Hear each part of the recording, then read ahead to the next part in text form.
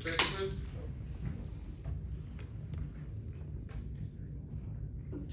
Yeah, really excited to open fall camp number 6. Each and every year is just a little bit different and a little bit more exciting and a little bit more fun.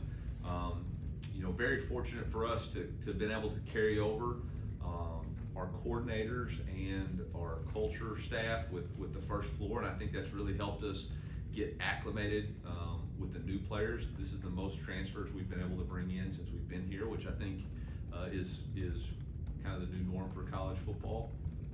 But I do think continuity has been a little bit of our secret sauce, and so again, really excited about that. Do want to acknowledge and say thank you to President Choi, the leadership of the Board of Curators in Todd Graves and Bob Blitz, and also want to say thanks to Laird Beach for the contract extension. And I know with my family and I are very appreciative of the opportunity to continue to be the head football coach at the University of Missouri. And with that, I'll name the starting quarterback. Eli, you mentioned the number of transfers, and I know Bo did an interview this summer that he said he was impressed how quickly you're able to integrate that many new guys. What have you learned about doing that over the last 2 or 3 years? I think the biggest thing is every year your team starts over and you have to start over as a coach. I think from establishing the norms of your team, the rules of your team, the culture of your team, I think every year you just have to understand it starts over and you repeat the process. And as a coach, who's been here 6 years, you can't get bored with that. Like, well, we've done that for 6 years. I'm sure the guys are tired of it. A lot of them are new to hearing it. So I think that's probably the biggest thing that I've learned. You talk about continuity and bringing the coordinators back. How important in the new contract is the increased assistant salary pool? How important is that? Yeah, I think it was just continued to build. I mean, we talk all the time, it costs what it costs, especially in this league. And we've got some really good coaches, and it's not just coaches being able to take care of support staff on the first floor, operations staff, personnel staff, being able to reward, all of those people has been important to creating continuity and making this a place that people want to continually stay and build. Coach, with the quarterback competition on the timeline there, is that something that you're willing to let go into the first game like you did in 2023?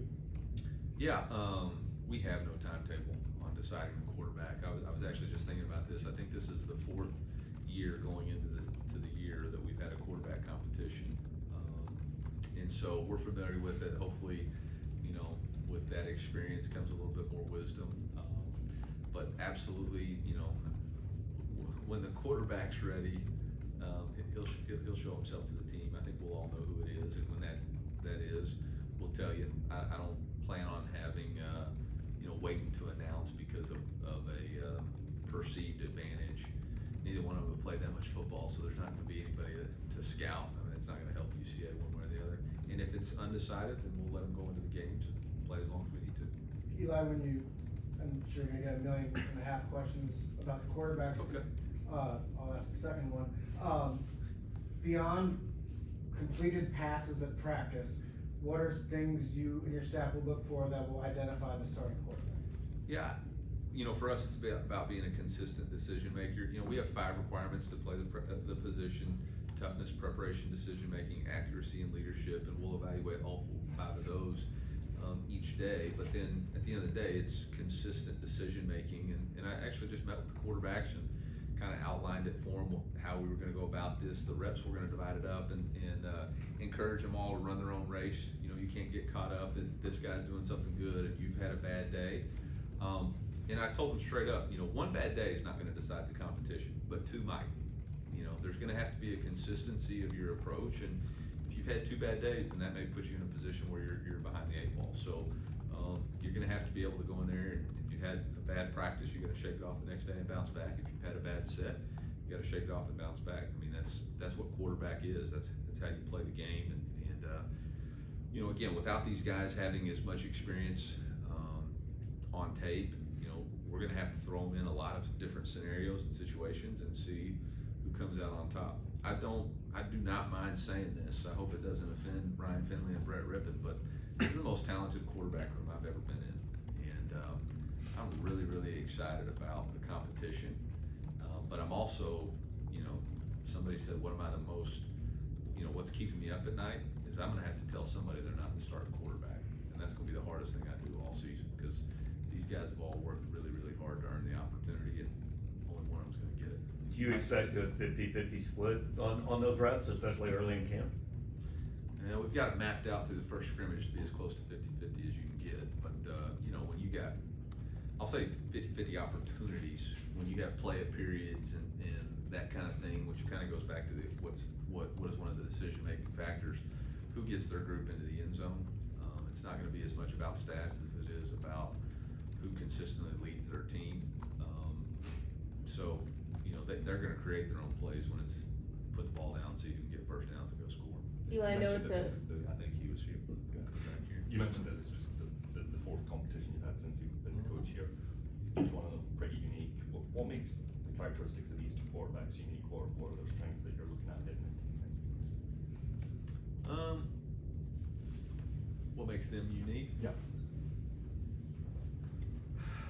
I think the thing that makes this one the most unique, this actually reminds me more of the first year when it was a battle between Sean Robb and Connor Bazelak, because we didn't have much tape on anybody, and so you were kind of going into it without knowing how they were gonna respond, and that's kind of similar here. Even when we played, when it was Sam versus Brady, and I think going into 23, we kind of knew, you kind of had some expectations of how Brady was gonna play the game, and so on and so forth, and so Sam had to really go in there and beat him out in order to get that job. He just wasn't able to get over the hump. This will be uniquely different, I think each one of them's got their own strengths as a player. I think the easiest thing about it is they do have some similarities too that make the offense kind of designed both in their ways. Now there's gonna be plays that Sam and Bo are a little bit more comfortable with individually, or even Matt is comfortable individually.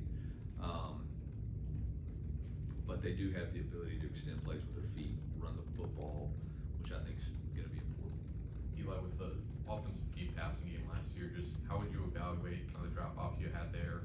And then how confident are you feeling in either Bo or Sam to be able to improve that? Yeah, last year, there's a lot of different reasons for, whatever occurred. This is this year, this is a uniquely different team. And we'll build the offense around, what is best for us to score points. So, I'm not really worried about, we went in there and hammered out, what are some things that we need to do differently to put our players on display and play to our strengths, and get the ball a little bit more down the field, specifically with some tight end stuff, but, I don't necessarily know that fixing last year's issues are gonna play into this year, because the quarterbacks are a lot different. Eli, you mentioned, obviously, the thing that keeps you up is Yeah. telling one of the players that they're not gonna be the starter. How have you liked maybe the camaraderie between Bo and Sam as they've kind of handled this competition, at least through spring ball? Yeah, I think those guys have done a really good job of deferring to each other. There hasn't been anybody that's, tried to necessarily establish, well, I'm always gonna go first, or I'm gonna talk to the team. It doesn't look like they're trying to one up each other, which I think is gonna be important. But they're in a competition, so we'll see how that all plays out. One thing I do wanna say is, Sam and Bo really separated themselves in the fall, or in the spring and in the summer. I think those two guys will get the lion's share of the ones, but I don't necessarily think Matt's out of it just yet. He's gonna have to really come in and come on in the fall camp, but that's not been unheard of. Coach, another position obviously of great interest, left tackle. So you've talked about feeling strongly in terms of the returning experience along the interior, but when you're talking about Javen coming back, bringing some experience, versatility of a Jay Lynn, what can you tell us about what you've seen from those individuals so far? Yeah, that probably is the bigger competition that we've got to get settled, because you got to get 5 people operating on the same page. The good news is Connor's going to be playing next to Caden, and so there's some camaraderie there. So now the left tackle's not necessarily on an island. Obviously, Javen's coming back. He's only played 67 career snaps, not counting junior college. So, there's some things to be desired there. Johnny Williams will start that competition over there at left tackle, and then Whit Hafer has moved from tight end this summer, so he'll be that third one right there. On the right side, you got Keegan, Tross,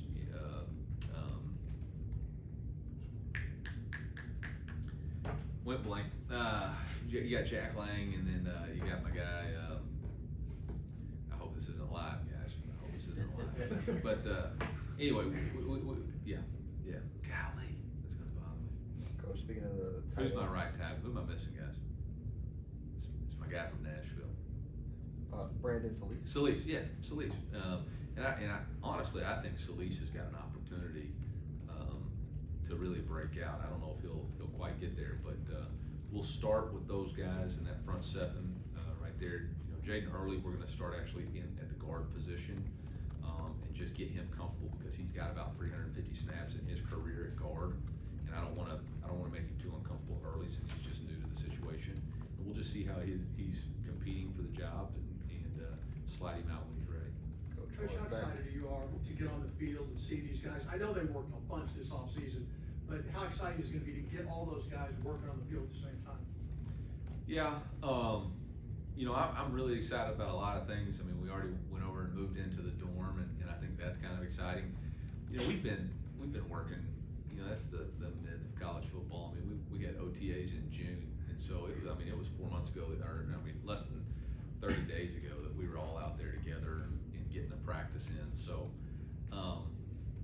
I'm really more excited now that we're this many days away from a game, you know, and now we have a real focus to our work.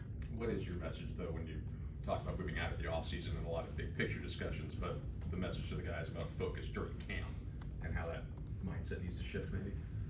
Yeah, you gotta define what is gonna be, what are you trying to accomplish in camp, right? Number one, we want it to be hard.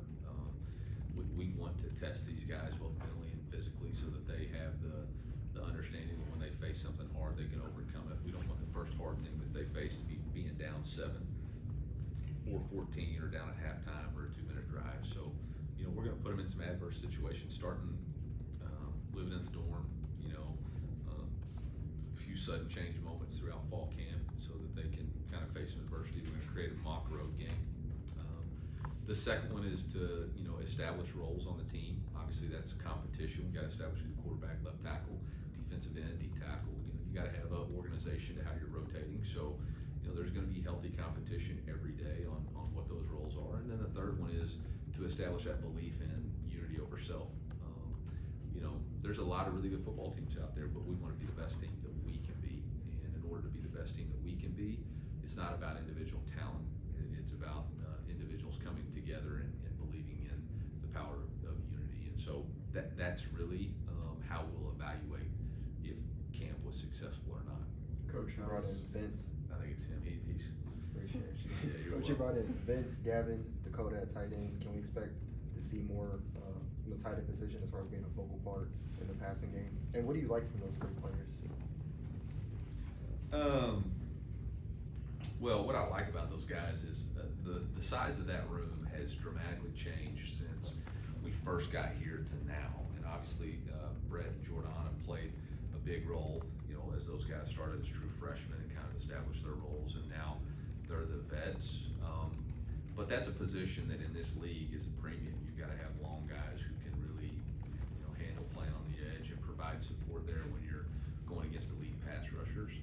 As far as in the pass game, you know, we would love to see those guys be more involved, especially down the field. But sometimes coverage dictates that too. So we got to create matchup. Those guys got to be consistent catching the football and consistent route runners. And we'll see how that comes along. Coach, how does having Coach Moore and Coach Batum back help you as you all lead up and prepare for the season ahead with just install preparation, et cetera?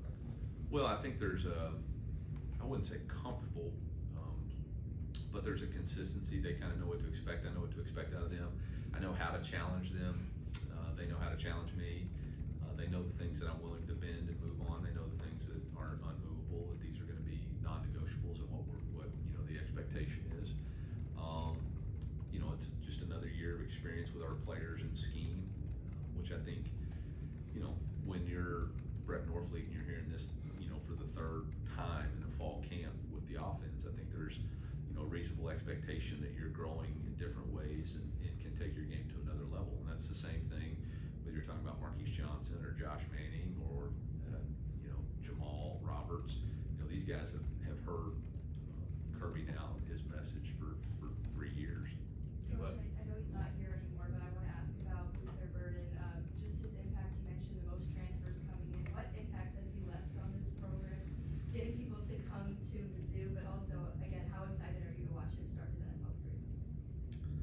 Yeah, you know, it was a little bit different driving into the southeast end zone facility, knowing that Luther's not here, or that, you know, I wasn't trying to recruit him the night before, because when his senior year, we had a recruiting night the night before we checked into fall camp, and he was on campus and over at our house. So, you know, can't thank him enough for choosing Mizzou and making Mizzou cool again, and making it okay. And, you know, I don't think Kevin Coleman comes back home if Luther Burden hadn't been here and accomplished what he had.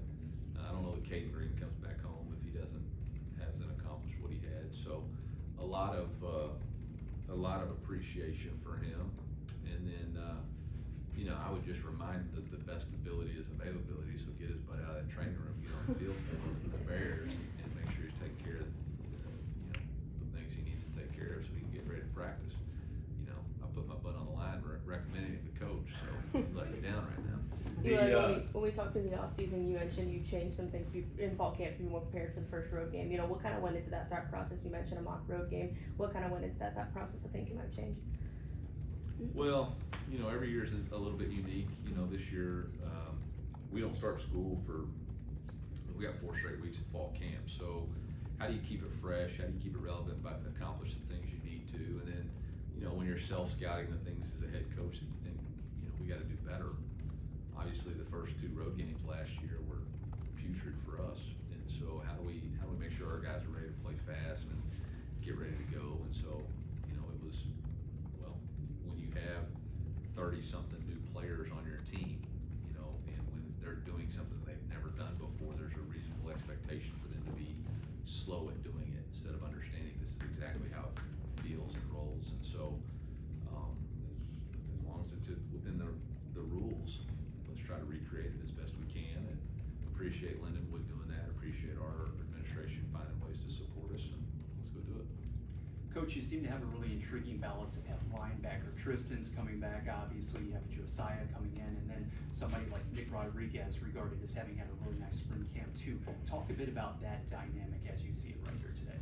Yeah, I mean, that is as deep a position as I think we could have. You know, I think Khalil Jacobs, who was starting before he got injured, has really dedicated himself to this game and to our team, and I've been really impressed with his leadership, his commitment.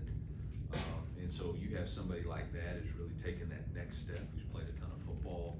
You got Tristan, who's coming back, who, you know, you think about the biggest games we've won in the last 2 years, and he's been on the field making plays, whether you're talking about Ohio State, or you're talking about Oklahoma last year, you're talking about Iowa in the bowl game. Like, the guy's just been a consistent player for us. You got Josiah Schroeder coming in, who's been an All-American. And then, yeah, Nick Rodriguez and JB both really had big springs and made that next jump.